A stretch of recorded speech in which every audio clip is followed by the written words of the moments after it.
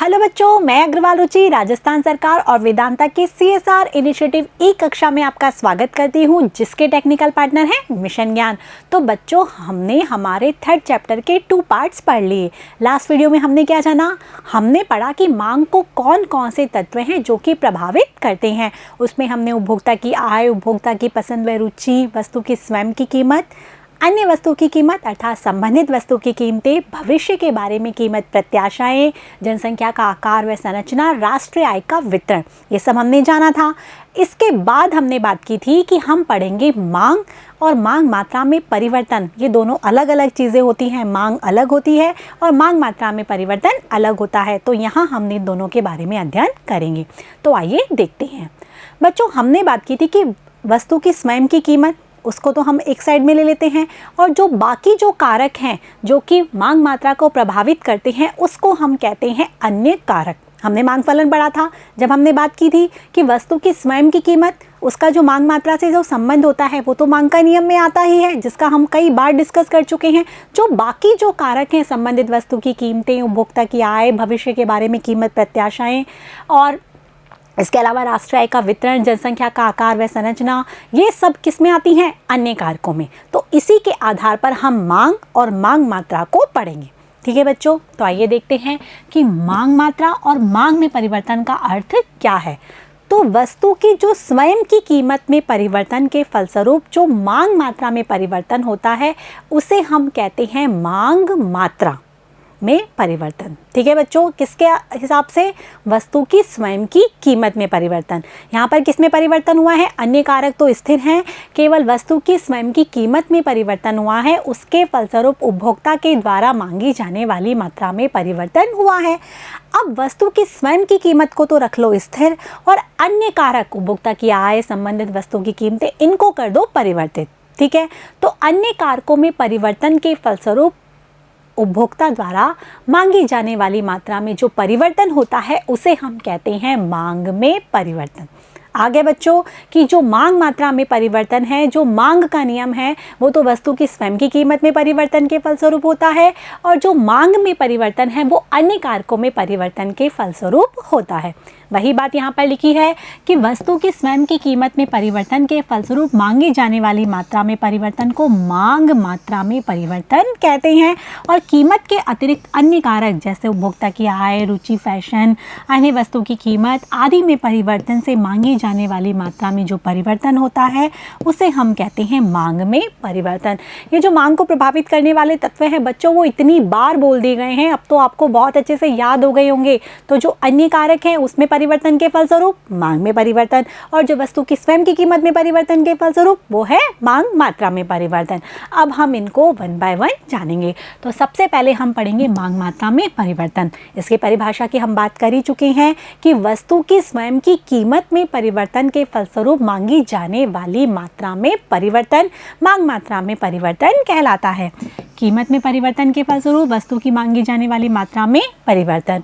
अब बच्चों, इसमें क्या होता है कि जो उपभोक्ता है, एक जो मांग वक्र हम बनाते हैं उसमें ऊपर की तरफ और नीचे की तरफ चलता है। यदि मांग मात्रा में वृद्धि होती है तो वो नीचे की तरफ आ जाता है, यदि मांग मात्रा में कमी होती है तो वो ऊपर की तरफ आ जाता है। अर्थात एक ही मांग वक्र पर उसका चलन होता है, ऊपर या नीचे। इसे हम अच्छी तरीके से अभी समझेंगे, लेकिन आपको याद रखना है कि इसमें एक ही मांग वक्र पर चलन होता है। किसमें? मांग मात्रा में परिवर्तन पर। ठीक है, और वस्तु की स्वयं की कीमत में परिवर्तन के फलस्वरूप हो रहा है तो अन्य कारक कैसे रहेंगे? स्थिर। तो इसमें जो अन्य कारक होते हैं जैसे उपभोक्ता की आय, काफ़ी बार बात कर चुके हैं, रुचि, फैशन, अन्य वस्तु की कीमत आदि कैसे हैं? स्थिर रहते हैं। अब बच्चों, जो मांग मात्रा में परिवर्तन है वो भी 2 प्रकार से होता है। जैसे कि हमने कहा था कि इसमें उपभोक्ता या तो ऊपर चलता है या कहाँ जाएगा? नीचे, अर्थात एक ही मांग वक्र पर चलेगा। तो इस आधार पर इसमें 2 स्थितियाँ हो सकती हैं। इसमें 2 स्थितियाँ हो सकती हैं। एक तो होता है मांग का विस्तार और एक होता है मांग का संकुचन। ठीक है बच्चों, कि मांग का विस्तार और हम आगे पढ़ेंगे मांग का संकुचन। अब आपको नाम से ही समझ में आ रहा होगा कि मांग का विस्तार अर्थात मांग मात्रा में क्या होगी?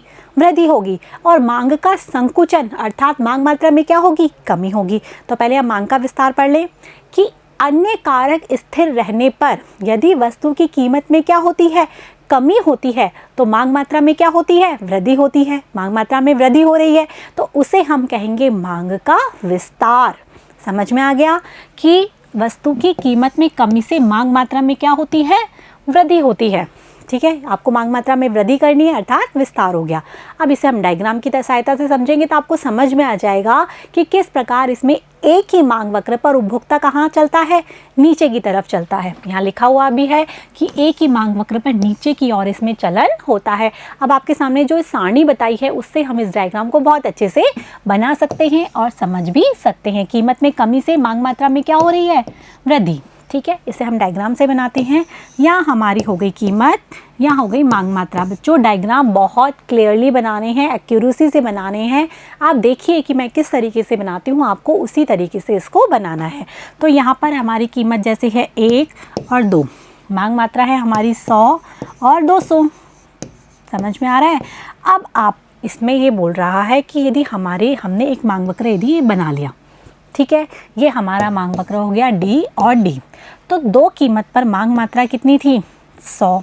यदि उसकी कीमत क्या हो गई, कम, तो इससे मांग मात्रा क्या हो गई, बढ़ गई।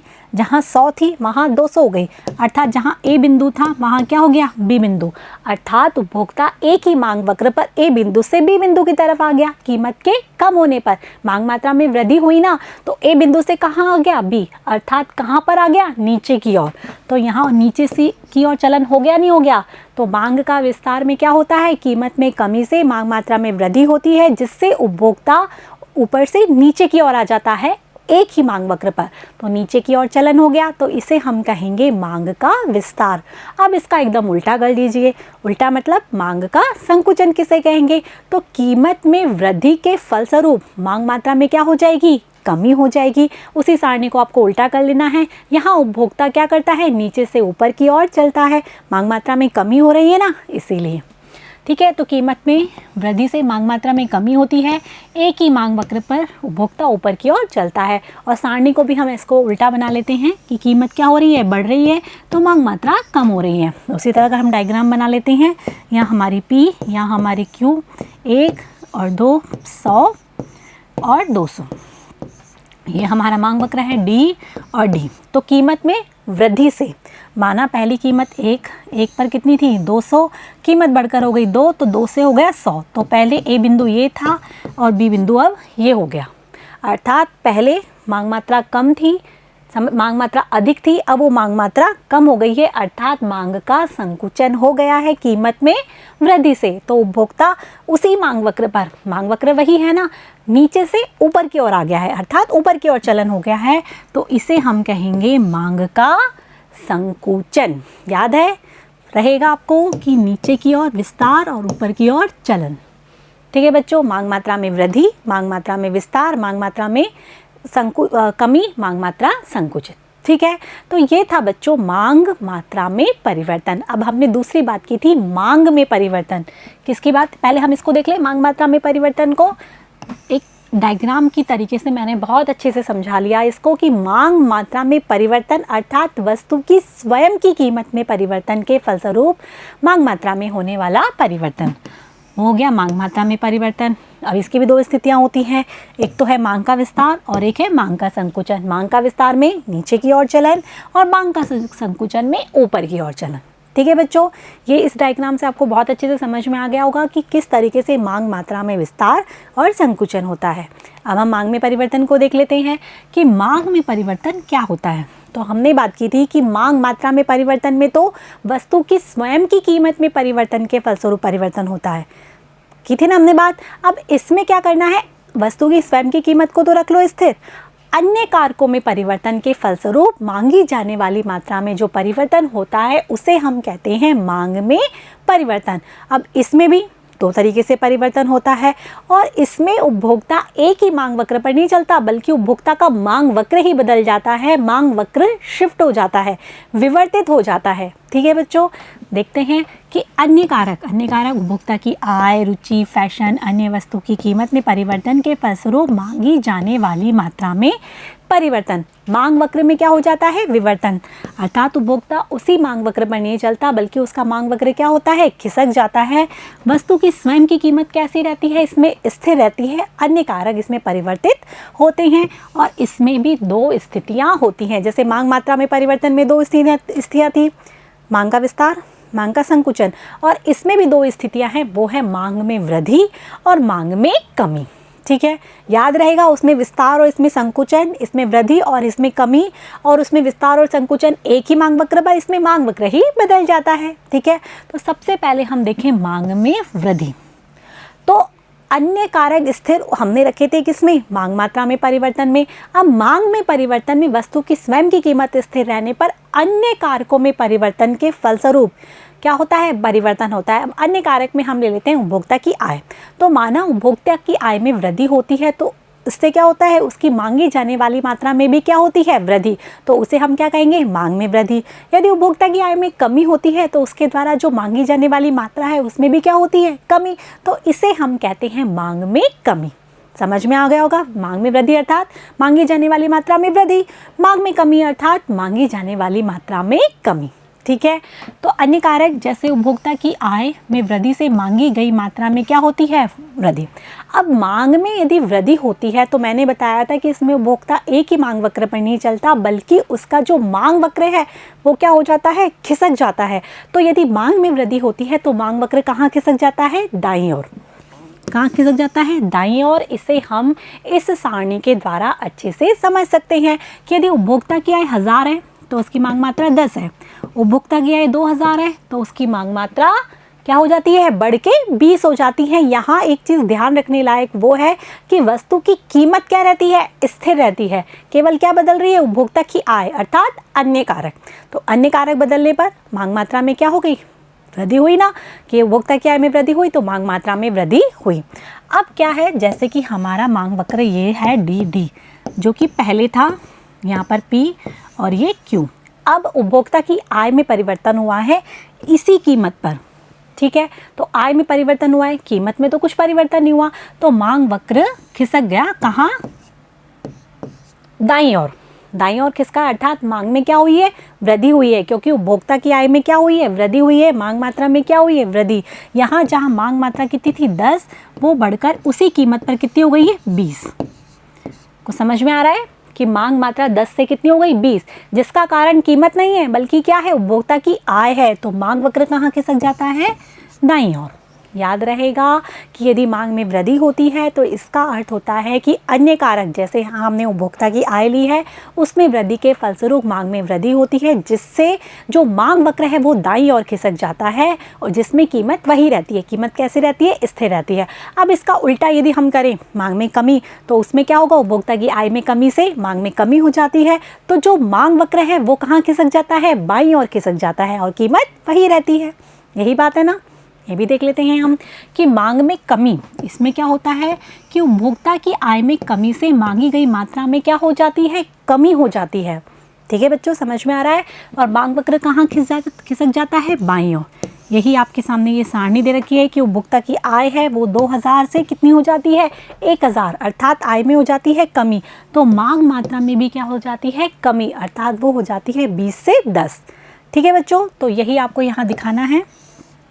कैसे दिखाएंगे आप इसको, कि वही हमने बनाया मांग वक्र डी और डी।